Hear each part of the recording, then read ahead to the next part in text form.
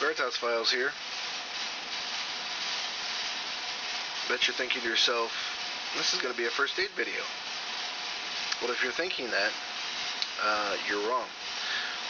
This is my normal, off-the-cuff, don't know what I'm going to talk about until I do it video. And let's just hope it turns out okay. Gosh, what should I talk about? Really, the only thing I have to talk about is this frustration I'm feeling, kind of, in a way, with the YouTube community. We seem to be picking petty arguments with each other, and I don't mean about, debatable issues and dialogues that we have about how things are going to turn out. I'm not talking about that. I'm just talking about stupid things. We're not making progress as a result. People aren't coming to ultimate conclusions. They're still doing social commentary in this parade of frustration that we're not getting it. We haven't woken up yet. Things like that. We're going to have to get away from this idea that we can personally wake everyone up. Is it good to talk to your friends and family and people you meet and sort of put a stone in their shoe, make them think? Sure. But there's more to our future than simply the frustration and the realization that the American people don't get it. I'm thinking specifically of Charlie Krabby Dog Tricks, his video that he did a few days ago on being offended by the Muslim mosque that's going in near Ground Zero. Now, I don't know that he's particularly offended, and he didn't say that he was, in fact, but he was really talking about other people. And I kind of got the sense that he was talking about not just the American people in general, but the YouTube community, warning us not to be sycophants of, talk radio, of listening to the mainstream media when they offer us distractions like the Muslim mosque. And this kind of thing frustrates me a little bit because it seems like he's poking people in the chest that don't need to be poked in the chest, when he in fact doesn't actually seem to know what he's talking about, at least with regard to the Muslim mosque. I like Charlie. I love his videos. Not too hot on the constant advertisement for the radio program, but it's his channel, so he can do what he wants. But I just find this kind of thing unhelpful. If we're going to have a discussion, let's have an honest one that has some content to it. Everything that comes on the news is not propaganda. Every story that they run is not a distraction. Now, maybe it's possible that Charlie simply doesn't know enough about the issue involved to be able to evaluate whether or not it's a distraction or a legitimate story of substance. I don't know. But I think if we're going to comment on it, we ought to know something about it. And I don't really want to talk about the Muslim mosque issue per se. I think the broader conversation that we need to have about the issue is about Islam. And again, this may be where Charlie's problem comes in. Maybe he's bought into a lot of the things that pass for truth that are in fact not true. Let me name one of those off for you. Islam is a religion of peace. That is a very common saying, but it is also completely false. Now, I am not speaking of the millions, in fact, more than 1 billion people who consider themselves Muslims. most of them are indeed peaceful. So I'm not talking about them specifically. I'm talking about Islam, the religion itself. Okay? After 9/11, I felt it, responsibility that I should take upon myself to study Islam fairly significantly in depth, so that I wasn't, sort of flying blind with regard to being able to analyze, the circumstances that we faced at the time and still face today. And so I began a process of reading a lot of books. Must have been, I'd have to count them, but I'd say 60 or 70, bare minimum. And because everybody seemed to really like that that book backdrop I did a couple of videos ago, I think I may go ahead and use books in this particular video. But I don't really want to do a long video series on Islam. One, because I think I'll probably get my channel shut down if I did that. But two, I just, this is a conversation we need to have, but ultimately I don't think we're going to be allowed to have it, so I'm not sure how much difference this will make. But maybe it'll make a difference for somebody, okay? So let me go ahead and bring the props in here. Prop number 1. Hope you can see that. That is the Quran with parallel Arabic text.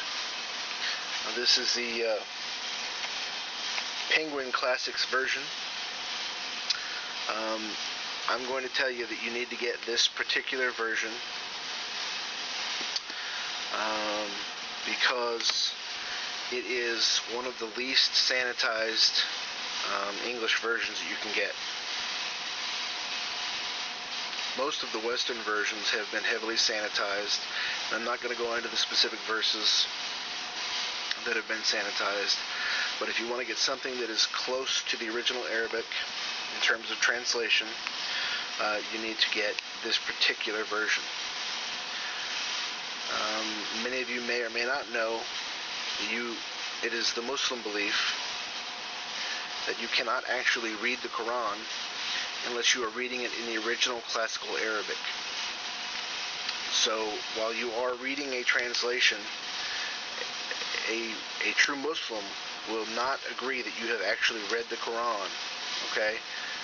Now, you and I may understand that that's absurd, but they in fact do not. But this is the best we can do unless you want to take Arabic classes and learn to read classical Arabic, because they don't speak it anymore. It's not spoken in any countries. It's simply for the purpose of being able to read the Quran. But number 2, this is a translation of the Quran by a British gentleman, I believe. He converted to Islam. This would have been several hundred years ago, and his new name was Muhammad Marmaduke Pickthall. This is another version that you can get that is a relatively unsanitized version.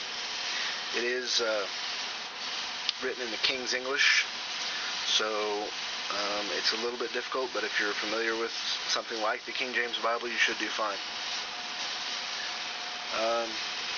Here's another book, interesting book. Gregory M. Davis, the author, Religion of Peace, Islam's War Against the World. This book specifically is similar to books by Robert Spencer, who I actually think is a superior author on the topic. But this one is for the novice who doesn't want to get into the theology and the history and get confused. It's a very simple book. It's not very long, but it is accurate, I will say. Another book. This is published by Yale University Press, I believe. David Cook, Understanding Jihad. Now, not all of these books are going to agree entirely with the others. This is a wide variety of books here. But this book in particular will help you understand why jihad involves violence rather than a peaceful struggle. And then, in fact, the peaceful struggle actually is something that was brought back into Islam from an Islamic cult, which is now considered a sect of Islam, Sufism. A very good book. Another book, edited by Andrew G. Bostom. This is The Legacy of Jihad, Islamic Holy War, and the Fate of Non-Muslims. Kind of a thick book, but if you want to understand what we're facing, again, you got to do the work. Last book on Islam. This is The Great Divide, The Failure of Islam and the Triumph of the West, by Alvin J. Schmidt. I believe he was a professor of sociology at the University of Illinois, I think. I'm not sure. And, what I would say about this, folks, is if you want to talk about Islam, let's do it with some knowledge and not simply parrot what we've heard. Okay? If you disagree with my contention, feel free to talk with me about it.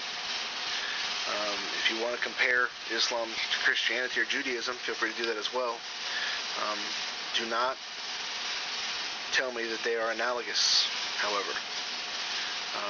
There is no analogy to be brought in terms of violence. And the reason for that is because of a single and simple distinction that is rarely, if ever, made. Jews do not have within their theology a prescriptive violence, okay? So whatever violence occurred in the Old Testament, it was not prescriptive later. It was for those days when they were commanded to do it, at that time and no other time. This is not the case with Islam. It is unique in the world, and it is the only religion that I am aware of that explicitly requires either violence, the support of violence, or the enablement of violence later. I may do a video on that. We'll see. In the case of Christians, anyone who's going to talk about Christianity is going to have to acknowledge its checkered past. Whenever you have human beings involved in any religion, you are going to have violence. Simple as that. Human beings are imperfect creatures, and they are going to do terrible and evil things from time to time, and that is true within Christianity as it is true in any other religion. To say it's not is to remove humans from the equation. Having said that, anytime a Christian did violence and evil, or did something wrong, they were violating the tenets of their faith. They were contradicting their faith.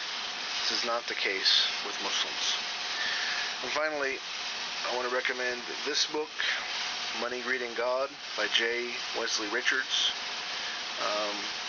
The subtitle is Why Capitalism is the Solution and Not the Problem. Great book, great guy. This book, 48 Liberal Lies About American History. I was a double major in college. I ended up only getting a degree in history, but I was a major in religion and history. Good book. I found in college that I had to debunk most of what I was learning in my history class because with regard to religion, economics, founding principles, natural law, and whatnot, they like to lie. In this book, Poverty and Wealth, Why Socialism Doesn't Work.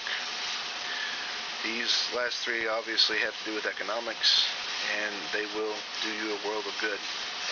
The last thing I'd like to say is societies in decline reach a point where they're so corrupt that attempted remedies only reveal and further aggravate the causes of their demise.